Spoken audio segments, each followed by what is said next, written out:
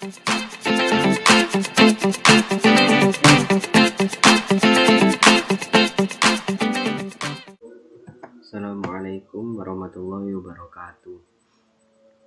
Ya, saya di sini Muhammad Hafidin Jamil dari kelas 5C. Saya ingin menjelaskan tentang model penelitian pengembangan Borg and Gall.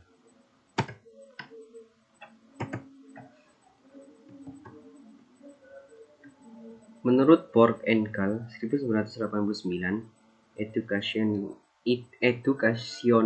research and development is a process used to develop and validate education product.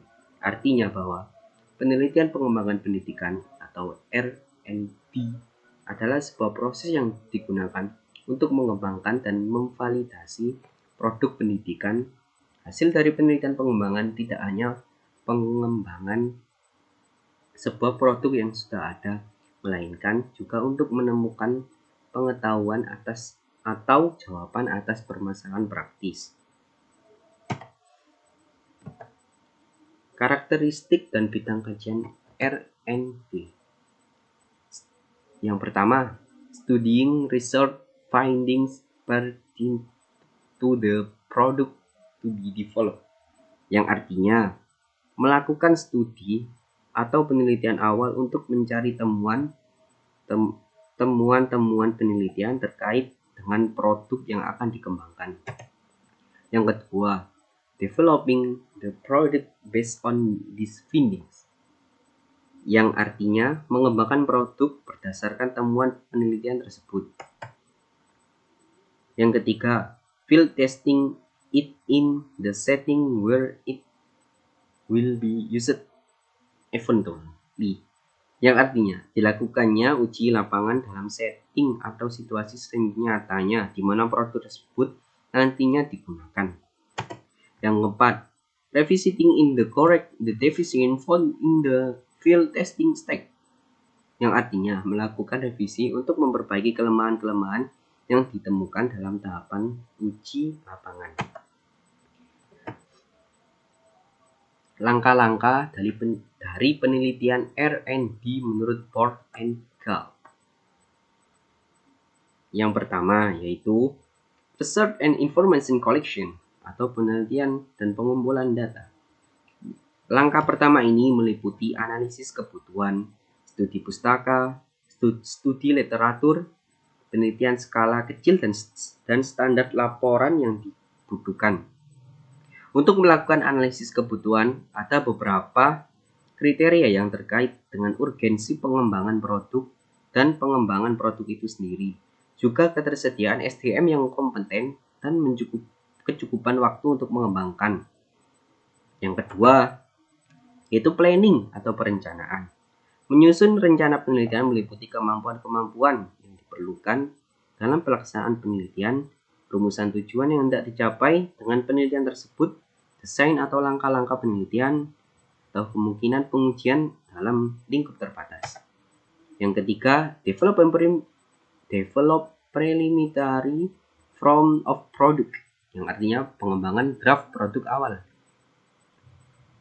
Langkah ini meliputi penentuan desain produk yang akan dikembangkan, penentuan sarana dan prasarana penelitian yang dibutuhkan selama proses penelitian dan pengembangan, penentuan tahap-tahap pelaksanaan uji desain di lapangan, dan penentuan deskripsi tugas pihak-pihak yang terlibat dalam penelitian.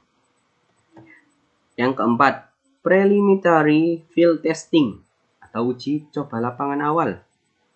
Langkah ini merupakan uji produk secara terbatas, yaitu melakukan uji lapangan awal terhadap desain produk yang bersifat terbatas, baik substansi desain maupun pihak-pihak yang terlibat. Yang kelima, main product revision atau revisi hasil uji coba. Langkah ini merupakan perbaikan model atau desain berdasarkan uji lapangan terbatas. Penyempurnaan produk awal akan dilakukan setelah dilakukan uji coba lapangan secara terbatas. Pada tahap penyempurnaan produk awal ini lebih banyak dilakukan dengan pendekatan kualitatif. Yang keenam, minefield testing atau uji lapangan produk utama. Langkah ini merupakan uji produk secara lebih, meliputi uji efektivitas desain produk, uji efektivitas desain, pada umumnya menggunakan teknik eksperimen model pengulangan. Hasil dari uji ini adalah diperolehnya desain yang efektif, baik dari sisi substansi maupun metodologi. Yang ketujuh, operational product revision atau revisi produk. Langkah ini merupakan penyempurnaan produk atas hasil uji lapangan berdasarkan masukan dan hasil uji lapangan utama. Jadi, perbaikan ini merupakan perbaikan kedua setelah dilakukan uji lapangan yang lebih luas dari uji lapangan yang pertama. Yang ke-8, operational field testing atau uji coba hasil skala luas atau uji kelayakan. Langkah ini sebaiknya dilakukan dengan skala besar, meliputi uji efektivitas dan adaptabilitas desain produk dan uji efektivitas dalam adaptabilitas desain melibatkan para calon pemakai produk. Hasil uji substansi maupun metodologi. Hasil uji lapangan berupa desain yang siap diterapkan baik dari sisi substansi maupun metodologi. Yang terakhir atau yang ke-9, final product revision atau revisi produk final. Langkah ini merupakan penyempurnaan produk yang sedang dikembangkan. Produk akhir dipandang perlu untuk lebih akuratnya produk yang dikembangkan. Pada tahap ini sudah didapatkan suatu produk yang tingkat efektivitasnya dapat dipertanggungjawabkan. Yang 10, yang terakhir, dissemination and implementasi atau diseminasi dan implementasi, yaitu melaporkan produk pada forum-forum profesional, di dalam jurnal, dan implementasi produk pada praktik pendidikan. Nah, pada dasarnya model Borg and Gall bagian dari penelitian pengembangan R&D atau R&D yang memiliki kelebihan dan kekurangan. Pasti memiliki kelebihan dan kekurangan. Yaitu yang kelebihan pertama, mampu mengatasi kebutuhan nyata yang mendesak melalui pengembangan solusi atau suatu masalah sembari menghasilkan pengetahuan yang bisa digunakan di masa mendatang. Yang kedua, mampu menghasilkan suatu produk atau model yang memiliki nilai validasi tinggi. Yang ketiga, mendorong proses inovasi produk atau model yang tiada henti sehingga diharapkan akan selalu ditemukan model atau produk yang selalu aktual dengan tuntutan kekinian.